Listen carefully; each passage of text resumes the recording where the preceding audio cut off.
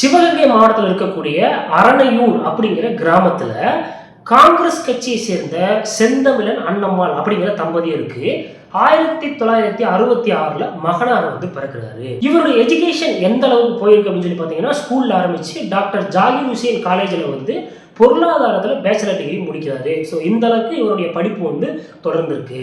இவர் காலேஜ் ஸ்கூல்ல படிச்சுட்டு இருக்கும்போது திராவிட இயக்கத்தோட கொள்கைகளால் ரொம்ப ஈர்க்கப்பட்டிருக்காரு.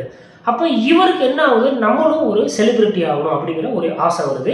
அதுக்காக இவருக்கு சினிமா போகணும் அப்படிங்கிற எண்ணமும் தோண ஆரம்பிக்குது. அப்போ என்ன செய்யறாரு, எல்லாரும் மாதிரியும் இவரும் சென்னைக்கு மணிவண்ண, பாரதி ராஜா இந்த மாதிரியான டைரக்டர்லாம் அசிஸ்டன்ட் டைரக்டரா ஒர்க் பண்ணிட்டு இருக்காரு. இந்த மாதிரி அசிஸ்டன்ட் டைரக்டரா ஒர்க் பண்ணிட்டு இருக்கும் பொழுது 1996 பாஞ்சாலங்குறிச்சி அப்படிங்கிற படத்தை பிரபுவை வச்சு டைரக்ட் பண்ணாரு. இது மூலமாக இவருடைய இந்த சினிமா கனவு அப்படிங்கிறது நனவாயிருச்சு. சினிமா துறையிலும் என்ட்ரி கொடுக்க ஆரம்பிக்கிறாரு. இந்த படத்தை தொடர்ந்து 1998 இனியாவில், 2000 வீரநடை அப்படிங்கிற 2 படம் டைரக்ஷன் பண்ணாரு. ஆனால் இந்த 2 படமே இவர் நினைச்ச அளவுக்கு வெற்றி அடையலை. அதனால இவருக்கு என்ன ஆயிடுச்சு, அடுத்த படத்துக்கான ப்ரொடியூசர் கிடைக்கிறது ரொம்ப கஷ்டமாயிருச்சு. இவர் என்னமோ தேடி பார்க்குறாரு. சரி ரைட்டுன்னு சொல்லிட்டு இவர் மறுபடியும் அசிஸ்டன்ட் டைரக்டராகவே வேலை பார்க்க ஆரம்பிக்கிறாரு. இது மேக்சிமம் அதை செய்யறதுக்கு ஒரு தைரியம் வேணும் அப்படின்னு சொல்லுவாங்க. ஏன்னா ஒரு டைரக்டர் ஆகிட்டு 3 படம் பண்ணிட்டு மீண்டும் போய் அசிஸ்டன்ட் டைரக்டர் வேலை பார்க்கறதுக்கு யோசிப்பாங்க. ஸோ இவர் மீண்டும் அசிஸ்டன்ட் டைரக்டராக வேலை பார்க்க ஆரம்பிக்கிறாரு.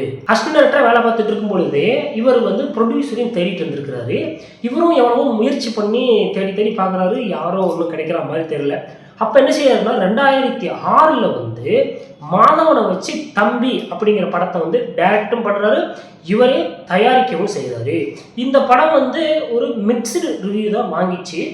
ஆனாலும் ஒரு வரலாற்று சாதனை படைச்சது. அது என்ன அப்படின்னா, மிக்சடு ரிவ்யூ வாங்கி பாக்ஸ் ஆஃபீஸில் சூப்பர் ஹிட் ஆன ஒரு படம் அப்படின்னா அது தம்பி அப்படிங்கிற படம் தான். இப்போ இந்த படத்தை தொடர்ந்து 2008 என்ன செய்யறாருன்னா, வாழ்க்கைகள் அப்படிங்கிற படத்தை இவர் டைரக்ட் பண்ணுறாரு.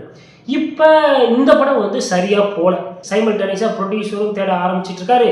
அதுக்கப்புறம் நம்ம இந்த டைரக்ஷனை விட்டு, இந்த தயாரிப்பாளர் அப்படிங்கிறதெல்லாம் விட்டுட்டு நம்ம நடிக்கலாம் அப்படின்றதுக்காகவும் நடிக்கிறதுக்காக வாய்ப்புகளையும் தேடிட்டு இருக்காரு. அப்படி தேடிட்டு இருக்கும்போது அவர் தயாரிப்பாளர்கள், ப்ரொடியூசர்ஸ் யாருமே அவருக்கு கிடைக்கல.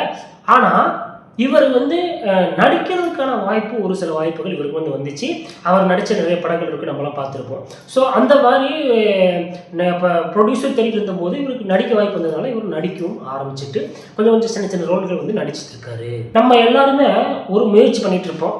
அது கிடைக்கல அப்படின்னா நம்மளுடைய பாதையை வேற பக்கம் மாற்றுவோம். அதே மாதிரி தான் சீமான் அவர்களும் ப்ரொடியூசர் தேடினாரு, அப்புறம் நடிக்கிறதுக்கு வாய்ப்புகள் தேடினாங்க. சின்ன சின்ன ரோல் தான் கிடச்சிச்சு. அது பெரிய அளவிலான மதிக்கத்தக்க இல்லை.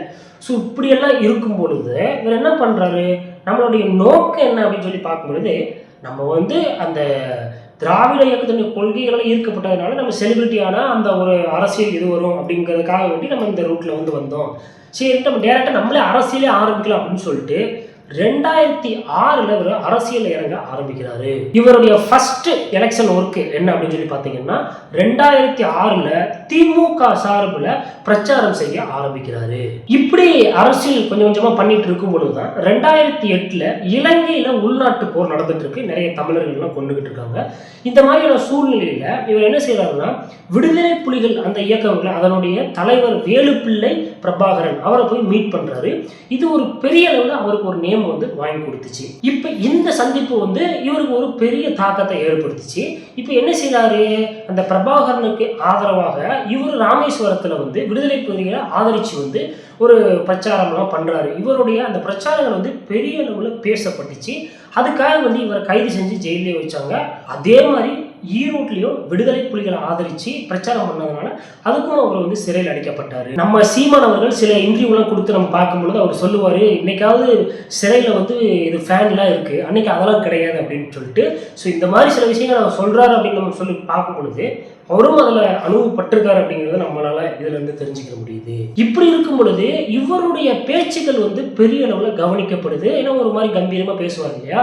அப்ப விடுதலை புலிகளுக்கு ஆதரவாக இருக்கிறதுனால இவர் மேல சில கடுமையான சட்டங்கள்லாம் போடுறாங்க. அது என்னன்னா, பாஸ்போர்ட் தடுப்பு அப்படின்னு சொல்லிட்டு ஒரு சட்டம் போடுறாங்க. அப்புறம் ஸ்டேட் கவர்மெண்ட் இவரை கண்காணிச்சுக்கிட்டே இருக்கணும் அப்படிங்கிற ஒரு சட்டம் போடுறாங்க. அப்புறம் தேசிய பாதுகாப்பு சட்டம் அப்படின்னு ஒரு சட்டம் போடுறாங்க. இதெல்லாம் போட்டு என்னன்னு சொல்றாங்க அப்படின்னா, இவர் நாட்டுக்கு எதிரானவர் அப்படிங்கிற ஒரு விஷயத்தை வந்து இவர் மேல சொல்றாங்க. இப்ப நாம வந்து உண்மையிலேயே நம்ம ஜனங்களை வந்து கொல்றாங்க, அதுக்காக வேண்டி நான் குரல் கொடுத்துட்டு இருக்கேன், என்னைய போயிட்டு நீங்க நாட்டுக்கு எதிரானவர் அப்படி இப்படின்லாம் சொல்றீங்களே அப்படின்னு சொல்லிட்டு இவருக்குள்ள ஒரு எண்ணம் வருது. அப்ப நானே அதிகாரத்துக்கு வரேன் அப்படின்னு சொல்லிட்டு 2009 என்ன செய்றாங்க, நாம் தமிழர் இயக்கம் அப்படிங்கிற ஒரு அமைப்பை வந்து உருவாக்குறாங்க. அதுவே பின்னால நாம் தமிழர் கட்சி அப்படின்னு சொல்லிட்டு மாறிடுச்சு. 2006ல திமுகவுக்கு ஆதரவாக பிரச்சாரம் பண்ணாரு.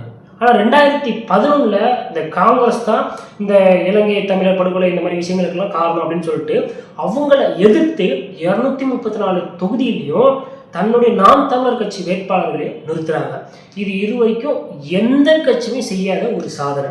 அதை அன்றைக்கு செஞ்சது மட்டும் இல்லை, இன்னி வரைக்கும் இப்போ நம்ம பேசும் பொழுது இன்னும் ஒரு மாதத்துல எலெக்ஷன் வருது, எலெக்ஷன் டேட்டே சொல்லலை, ஆனால் 234 தொகுதிக்கும் வேட்பாளர்களை அறிவிச்சிட்டாரு.